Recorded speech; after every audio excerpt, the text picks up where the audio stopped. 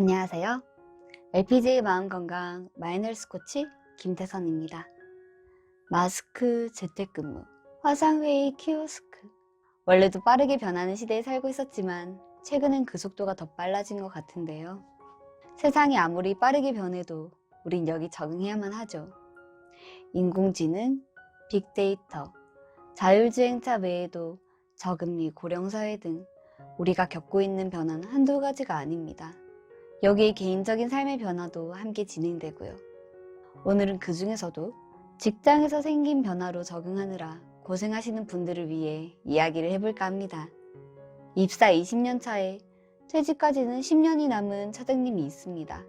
출판 업무를 위한 전문직으로 채용됐기 때문에 그동안 쭉 같은 업무를 했죠.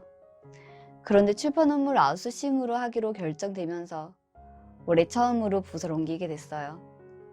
완전히 다른 일을 해야 한다는 사실에 스트레스가 많았지만 그래도 회사에서 보낸 시간이 20년이니 조금만 노력하면 적응할 수 있을 거라 생각하며 마음을 다잡았어요. 차장님은 직급으로 보나 나이로 보나 팀에서 가장 선배입니다. 후배들을 도와주고 이끌어야 하는 위치예요. 그런데 지금은 이리저리 눈치 보며 여기저기 도움 받아야 하는 상황이 됐습니다. 게다가 새로 맡은 일은 정말 흥미도 없고 적성이 맞지도 않아요. 그러다 보니 실수도 잦아서 하루하루가 정말 당황스럽습니다. 하지만 방법이 있나요? 업무 역량이 궤도에 오를 때까지는 시간이 걸릴 수밖에 없죠. 그래서 다른 측면으로 팀에 기여하기로 했습니다. 누구보다 일찍 출근하고 다들 퇴근한 후에야 회사를 나섰어요. 분위기 메이커를 자처해서 종종 자비로 빵이나 음료 같은 간식거리를 챙기고 유머도 준비했습니다. 그래도 마음은 항상 불편했어요. 그렇게 2달을 지내다 보니 몸에 이상이 나타나기 시작했습니다. 밤에는 잠을 못 이루고 낮에는 두통이 시달리며 조금만 먹어도 속이 더부룩해요. 점점 체력이 떨어져서 피로를 자주 느끼고 매사에 의욕이 없습니다. 언제까지 일해야 하나 두렵고 회사를 그만둬야 하나 고민이 됩니다. 바로 이런 경우를 적응장애라고 할 수 있는데요. 적응장애는 환경 변화에 부적응 반응을 보이는 상태입니다. 스트레스에 취약하기 때문에 충격의 강도에 비해서 지나치게 적응을 못하는 거예요. 충격을 받고 3개월 안에 우울, 불안, 공황 등의 정신 증상과 불면, 두통, 소화불량 같은 신체 증상이 나타납니다. 취업, 결혼, 이별 등이 흔한 원인이고 직장에서는 이직, 승진, 부서 이동 등이 주된 원인이에요. 정신과를 방문하는 환자의 10%에서 30%가 적응장애를 겪고 있는 분들입니다. 적응력은 사람마다 다릅니다. 쉽게 적응하는 분도 있고 적응하기 힘들어하는 분도 있어요. 긍정적이고 매사에 낙천적인 분들은 적응도 쉽게 합니다. 밝은 마음으로 세상을 보니 세상도 밝게 보여요.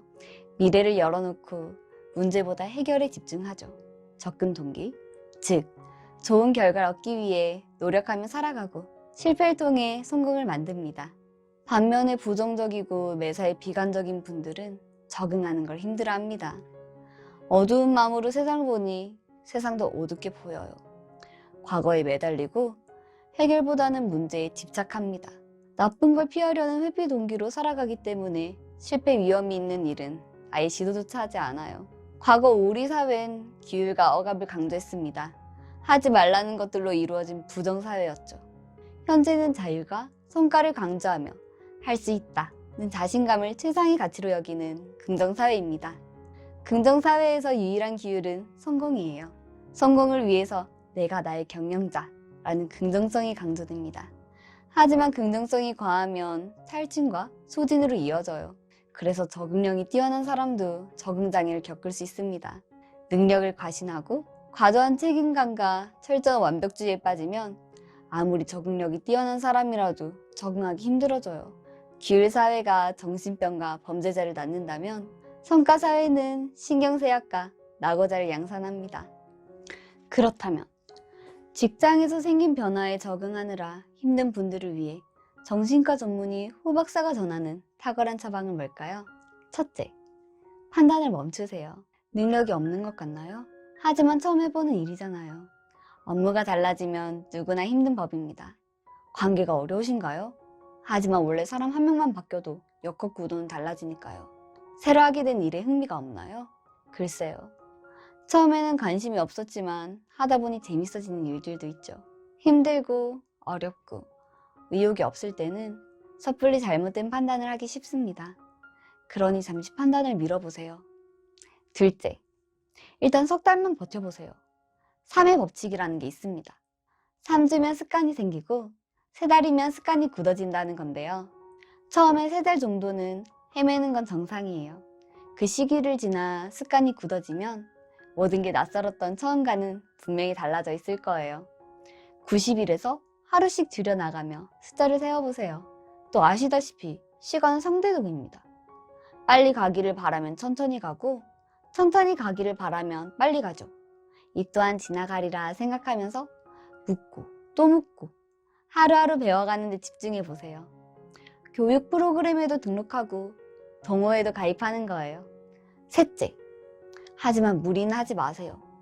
빨리 적응하겠다고 생활 리듬을 깨면 오히려 역효과가 납니다. 알아주는 사람도 없는데 힘을 다 쓰면 건강만 해치고 몸은 약해져서 일을 못하게 돼요. 그러니 천천히 다가가는 거예요. 완벽하게 하려고도 하지 마세요.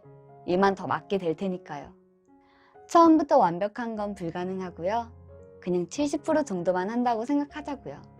여유를 가지면 마음이 편해져서 일도 더 쉬워집니다. 너무 열심히 하려고 하지 마세요.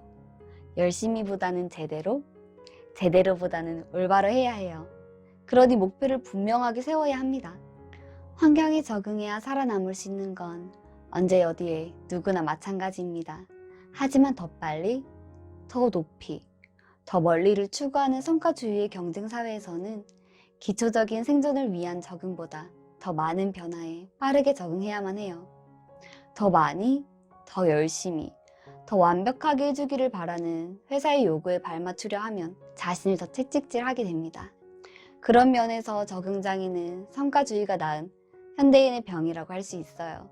그렇다고 그 고통을 그대로 받아들이는 건 아니죠. 적응장애는 스트레스가 해소되면 6개월 안에는 좋아집니다. 오늘 말씀드린 대로 판단을 멈추고 무리는 하지 말고 일단 석 달만 버텨보세요. 긍정적인 면을 찾아서 문제보다 해결에 집중하고요.